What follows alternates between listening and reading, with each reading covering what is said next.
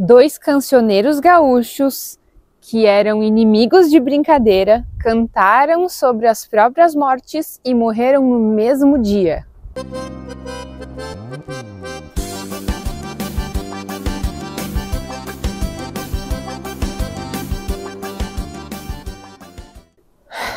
Gauchinhas missioneiras cantaram dentro da arira. Aqui é a Ive do Tumúltulos e sim, eu resolvi fazer um vídeo temático do dia 20 de setembro. Para isso eu escolhi mostrar os túmulos de dois gaúchos bem taura, o Gildo de Freitas e o Teixeirinha. Mas antes de assistir, já faz um favor para mim e vê se você já está inscrito aqui no canal. Eu tenho certeza de que quem é gaúcho, mesmo que não goste de música tradicionalista, música daqui do estado, já escutou os nomes Teixeirinha e Gildo de Freitas.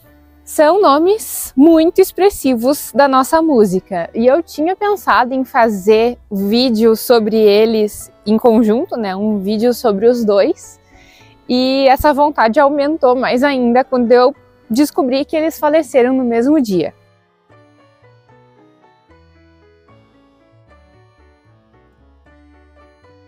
Gildo de Freitas é o nome artístico de Leovigildo José de Freitas. E ele nasceu em Porto Alegre em 1919 e é considerado um grande trovador gaúcho. Para quem não sabe, é um tipo muito específico de música, na verdade é como se fosse uma poesia declamada meio cantando, assim, eu não sei explicar, é bem específico. O Gildo começou a trabalhar muito cedo, lá pelos 8 anos de idade. Ele vendia frutas pela vizinhança e foi aí que ele começou a ver os amigos do pai dele tocando gaita e começou a se interessar por isso.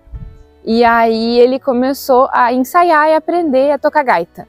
A gente não tá falando de gaita de boca, a gente tá falando daquela gaita de sanfona bem tradicional aqui do Rio Grande do Sul.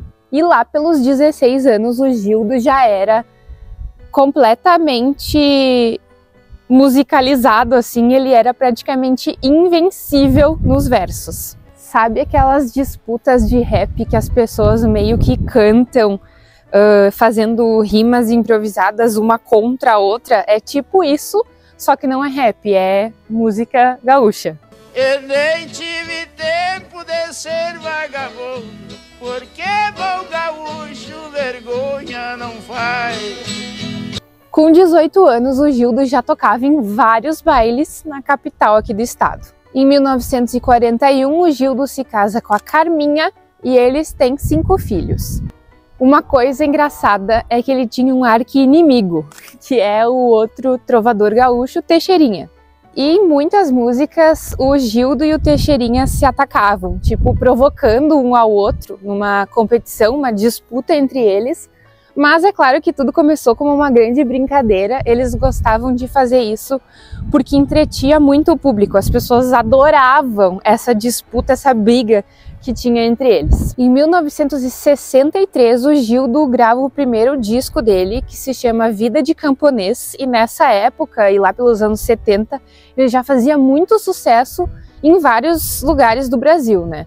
E o Gildo tocou em todos os estados do Brasil, levando, né, um pouco mais da cultura gaúcha, expondo um pouco mais da cultura gaúcha para o resto do nosso país.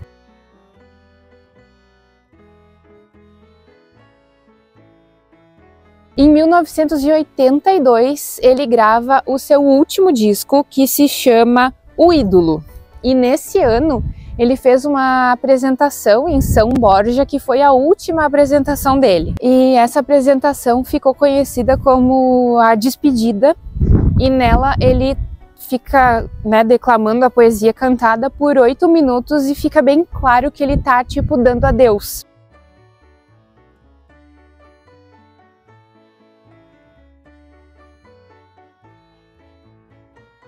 E o Gildo acaba por falecer ainda em 1982, no dia 4 de dezembro, aos 63 anos de idade, em Porto Alegre.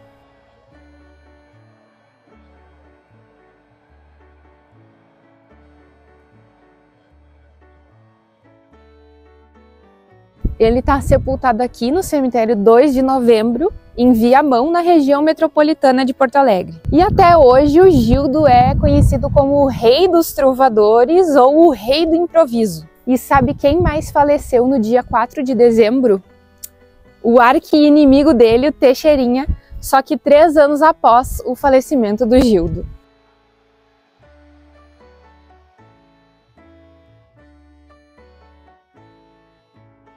Esse aqui, no cemitério da Santa Casa de Porto Alegre, é o famosíssimo túmulo do famosíssimo Vitor Mateus Teixeira.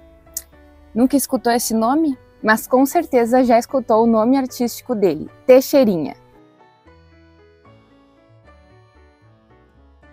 Já quero pedir desculpa pelo vídeo caótico, mas hoje eu tô sozinha, tá um sol terrível, muito calor e eu tô olhando para os lados para ver se não vem ninguém aqui me assaltar no cemitério, mas enfim. Nascido em Rolante, que na época era município de Santo Antônio da Patrulha, em 1927, ele foi cantor e compositor e eu acredito que o maior expoente da música gaúcha. Ele nasceu numa família de trabalhos rurais e desde cedo teve muitas perdas. O pai dele faleceu quando ele tinha 7 anos de um infarto. E aí, por causa disso, os irmãos dele foram colocados para adoção. Eu só não entendi por que ele não foi colocado.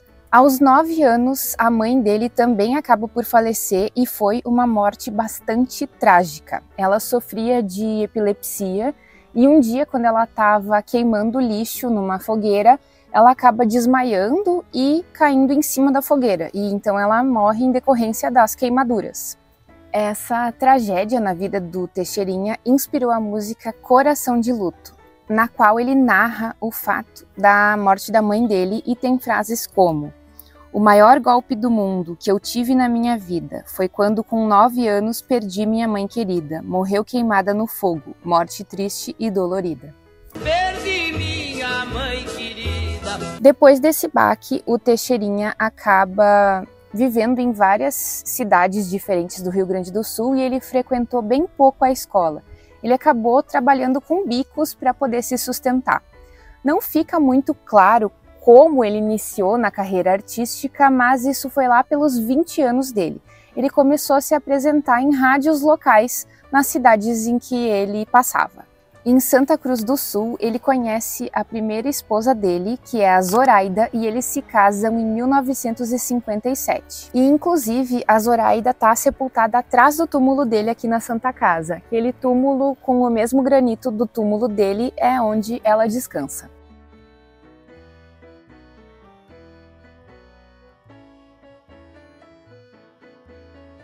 Em 1959, o Teixeirinha recebe o primeiro convite dele para gravar um disco em São Paulo. E aí ele grava o Gaúcho Coração do Rio Grande.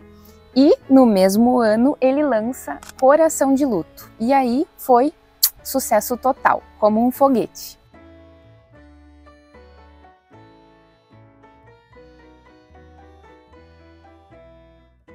Em 1961, o Teixeirinha conhece a acordeonista Mary Terezinha e ela acompanha ele durante 22 anos, e aí eles acabam virando um casal.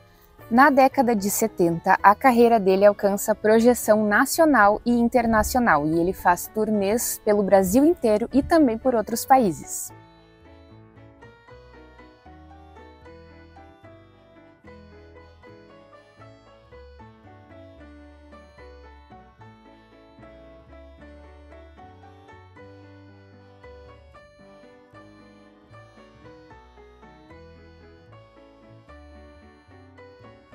Com o sucesso vieram as críticas. Algumas pessoas diziam que as músicas dele eram de mau gosto, que os filmes que ele fazia eram ruins e acusaram ele de usar a morte da mãe para alavancar a carreira.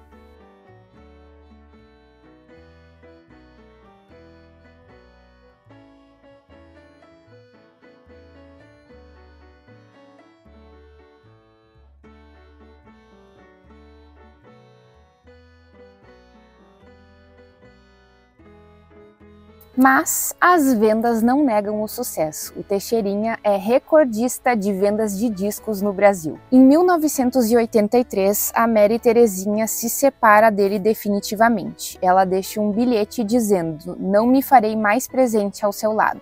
E aí, por causa disso, ele tem um pré-infarto, mas ele se recupera. E tem muita gente que diz que o relacionamento deles era abusivo. Pouco tempo depois, ele foi diagnosticado com um linfoma e a doença acaba por levar ele embora no dia 4 de dezembro de 1985, no mesmo dia que o Gildo de Freitas, lembra? Só que 3 anos depois. Mas não antes dele deixar dizendo bem certinho como ele queria que fosse o ritual de toda a sua morte, desde o velório até o enterro, numa música que se chama A Morte Não Marca a Hora. E nessa música tem alguns versos como: "Responde em meu silêncio, depois o padre vem encomendar meu corpo para Deus lá no infinito. Depois peguem nas alças, carreguem o meu caixão. Me levem, por favor, para a última morada, cantando a minha música de gaita e violão. Não ponha-me na parede, quero o túmulo sobre o chão. Meu busto de bronze em cima, abraçado ao violão. O busto será mais tarde fazer a família mande. Marque o lugar que descansa o cantador do Rio Grande".